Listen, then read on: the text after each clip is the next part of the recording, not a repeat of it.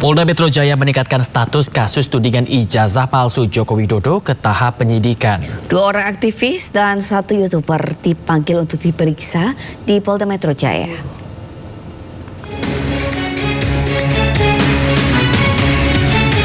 Kasus dugaan ijazah palsu kian menjadi bola salju. Kini Polda Metro Jaya meningkatkan status kasus tudingan ijazah palsu Presiden ke-7 RI Joko Widodo ke tahap penyidikan. Pengacara dari tim pembela ulama dan aktivis mendampingi 3 kliennya yang dipanggil ke Polda Senin pagi. Ketiga orang yang dipanggil Polda merupakan saksi atas kasus ini. Pertama yang diperiksa adalah Dr. Yulia Widyaningsih MM. Beliau ini salah satu aktivis yang kita kenal, bareng-bareng berjuang dalam mengungkap kebenaran dan keadilan untuk bangsa Indonesia. Beliau dipanggil, pemanggilan untuk Dr. Yulia nanti di jam 10. Jam 11. Yang kedua Sunarto ya. Sunarto ini, Bung Sunarto adalah YouTuber, panggilannya jam 10. Pasalnya juga sama seperti yang saya sebutkan tadi. Kemudian yang ketiga ada aktivis Rahmat Himran. Nah, nanti agak siang ya, jam 1, tapi nanti kami akan koordinasikan apakah bisa diperiksa lebih awal.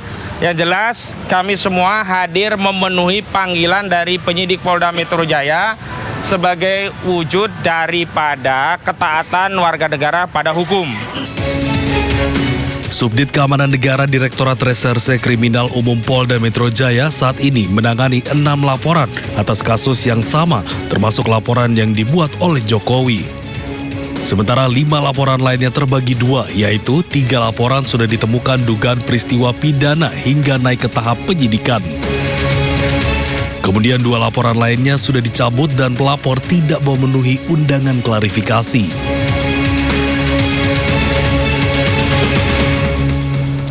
Masyarakat Anti Korupsi Indonesia atau MAKI menyebut Riza Khalid berada di Malaysia. Ya, menurut MAKI tersangka dugaan korupsi tata kelola minyak mentah itu bahkan sudah 4 tahun pemirsa menikah dengan kerabat Sultan Malaysia.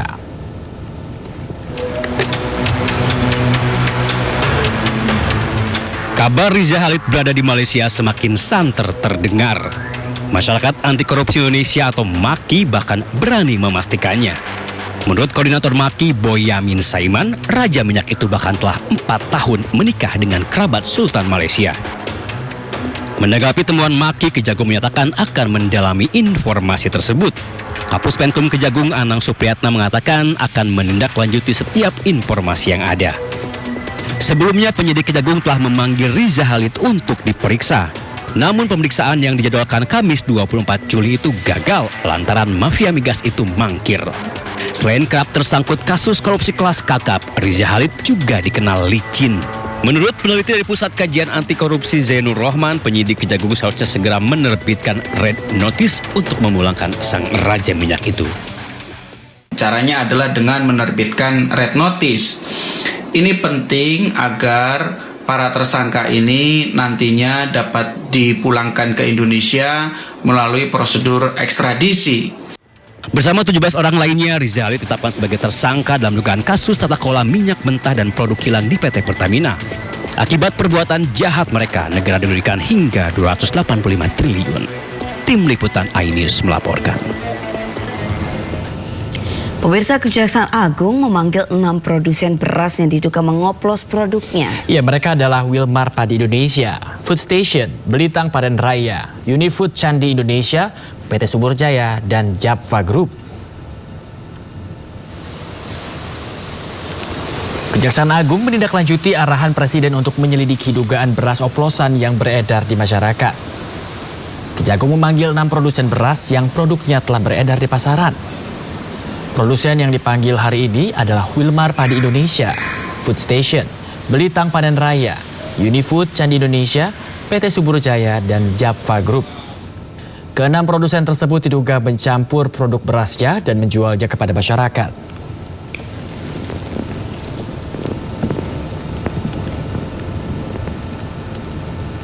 Mantan Menteri Koordinator Perekonomian Kwik Kian Gi meninggal dunia pada Senin malam, di mana Kwik Kian Gi tutup usia di umur ke-90 tahun.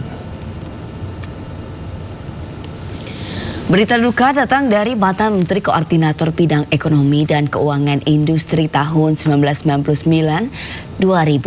Kwi Kian Ki dinyatakan meninggal dunia pada hari Senin malam pukul 22.00 waktu Indonesia Barat di usianya yang ke-90 tahun. Jenazah Kwi Kian Ki oleh pihak keluarga dibawa ke rumah duka Sentosa Gatot Subroto. Hingga kini pihak rumah sakit dan juga keluarga belum berkenan memberikan keterangan.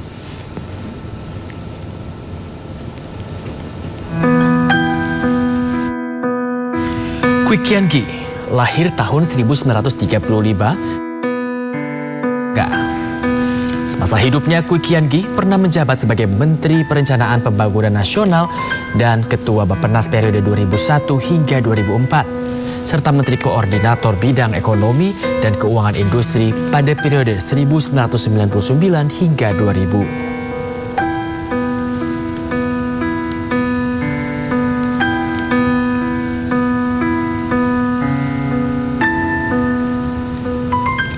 Pemirsa, Kepala BP Taskin Budiman Sujatmiko punya sekelumit cerita perjalanan hidup dari aktivis menjadi seorang yang punya jabatan di lingkup eksekutif.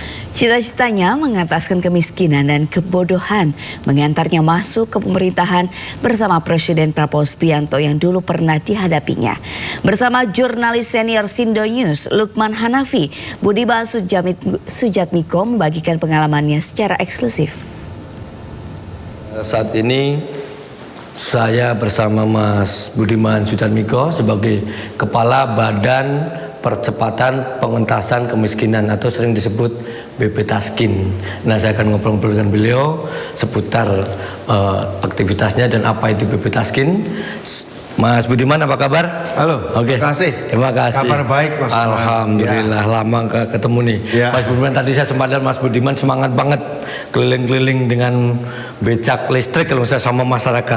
Semangatnya ternyata masih luar biasa. Jadi saya teringat Mas Budiman, hampir 30 tahun lah, mungkin tahun waktu itu 96. Sekarang berarti 9 tahun. Semangatnya juga luar biasa. 30 tahun ya. Sama semangatnya ya. Tapi waktu itu posisinya Mas Budiman aktivis. Kalau sekarang Mas Budiman adalah eksekutif. Nah, pertanyaan saya, apa sih Mas yang membuat Mas Budiman bisa berubah pikiran dari dulu seorang pengkritis pengkritis kebijakan eksekutif, sekarang Mas Budiman bersedia untuk masuk ke dalam eksekutif? Sebenarnya dari aktivis menjadi eksekutif atau menjadi legislatif itu bukan cerita yang unik ya. Oke. Itu bukan cerita yang langka, itu biasa di dalam maupun di luar negeri. Oke. Saya ambil contoh Presiden Brazil Lula da Silva dulu aktivis gerakan buruh. Ya. Banyak lagi, dulu ada Menteri Luar di Jerman Joschka Fischer dulu aktivis gerakan mahasiswa tahun 60-an di Jerman. Oke. Di Indonesia banyak juga. Masalahnya bukan aktivis kok jadi eksekutif, itu seolah-olah itu jadi masalah, enggak. Okay. Tapi apakah berubah tidak visinya? Berubah tidak nilai-nilai yang diperjuangkan? Okay. Selama tidak berubah, dari aktivis kemudian saya itu menjadi aktris, dari aktivis saya itu menjadi ilmuwan, dari aktivis kemudian menjadi seorang ulama, jadi politisi, jadi eksekutif. Saya kira itu evolusi yang biasa-biasa saja ya. Daripada bertanya, kok dulu aktivis sekarang jadi eksekutif? Loh, kan banyak juga eksekutif yang dulunya seniman, eksekutif yang dulunya pengusaha, ya kan? Kan dalam alam demokrasi, betul, siapapun boleh menjadi eksekutif selama idealismenya, visinya, integritasnya tidak berubah. Oke. Kedua, ngerti apa yang diurusnya. Dari hati tidak. Dan paham tidak masalahnya. Kalau misalnya saya ditempatkan dalam posisi eksekutif yang saya tidak punya rekam jejaknya, itu boleh tuh, bagus tuh dipertanyakan juga. Misalnya apa ya? Saya jadi menteri satu bidang yang saya misalnya tiba-tiba jadi menteri perhubungan. Iya, karena bahkan saya tidak punya pengalaman di perhubungan misalnya begitu ya. Mungkin boleh juga tuh ditanyakan gitu ya.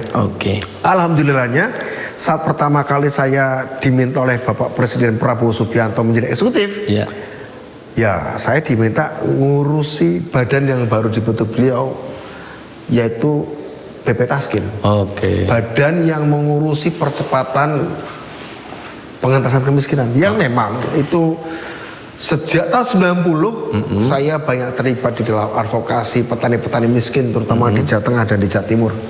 Jadi nyambung juga sih, agak ya bukan agak, sangat nyambung bahkan begitu. Oke. Nah, menarik ini tiba-tiba entah dipilih entah ditawarin, saya tidak tahu bahasanya, yang pasti sudah bergabung dengan pemerintahan Pak Prabowo. Sekarang saya tanya balik, kenapa jatuhnya sekarang ikut berjuang tetapi berbeda dengan dulu berjuang dari luar, katakan sebagai aktivis ataupun legislatif, pernah legislatif 2 periode. Ya, nah sekarang berjuang dari dalam eksekutif. Kenapa pemilihnya ketika pas Pak Prabowo? Loh, kalau soal di Pak Prabowo, karena Pak Prabowo yang mengangkat. Kan posisi saya sebagai pembantu presiden. Kalau pembantu presiden kan bukan saya mencalonkan diri, tapi yang karena ditawari. Dan kebetulan ditawarinya adalah bidang yang memang sesuai.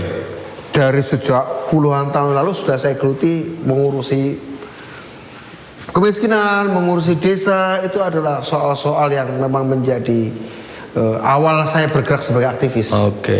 Sebenarnya beliau pernah menawari saya juga loh. Oh gitu. Yang lain, posisi lain. Tapi Menteri Luar Negeri. Tapi saya dengan hormat, Pak, waduh itu rasanya betul saya sangat suka geopolitik. Betul saya sejak SD bahkan suka membaca politik internasional sejak SD. Karena pada waktu saya SD politik nasional tidak menarik. Jadi saya banyak baca koran nih, modalnya baca koran dan nonton dunia dalam berita. Sehingga politik internasional bagi saya juga suatu kesukaan. Tapi saya kan belum pernah dalam pengertian berkarir di situ. Jadi saya lebih memilih hal yang berkaitan dengan orang miskin yang memang juga passion saya. Nah ini menarik nih. Ternyata Mas Gibran pernah ditawarin Menteri Luar Negeri ya itu. Gimana kalau kamu bantu saya di Menteri Luar Negeri? Wah Pak, itu jabatan elit padahal loh. Lebih baik saya ngurusi rakyat di bawah aja Pak. Saya masih punya utang gitu. Gitu. Saya punya utang sama orang miskin, orang desa, rakyat. Artinya Mas Budiman kalau saya nyamanya sadar diri lah gitu ya, karena merasa bukan sadar diri. Atau kemana? Belum tentu saya nggak bisa juga kalau belum tentu saya nggak bisa. Tapi ini soal gini, posisi politik, jabatan politik, menteri itu kan bukan sekedar secara intelektual menguasai, bukan sekedar secara konseptual menguasai. Tapi secara emosional. Karena apa? Kita kan menjadi eksekutif dari pemerintah. Ketika berhubungan dengan bidang dan berhubungan dengan orang banyak, kan bukan cuma otak kita yang kita pakai, hati kita ada nggak? Betul, saya juga punya hati, saya punya alasan-alasan emosional juga bicara politik luar negeri. Bahkan mungkin harus saya kasih tahu, alasan saya paling kuat mendukung Pak Prabowo di tahun 2023 itu alasan geopolitik loh. Artinya secara emosional saya ada ikatannya juga tentang itu. Tapi kebetulan ikatan emosional saya tentang isu, saya lebih merasa terangkat dengan isu kemiskinan. Yang memang itu kayak semacam sumpah saya dari dulu, saya pengen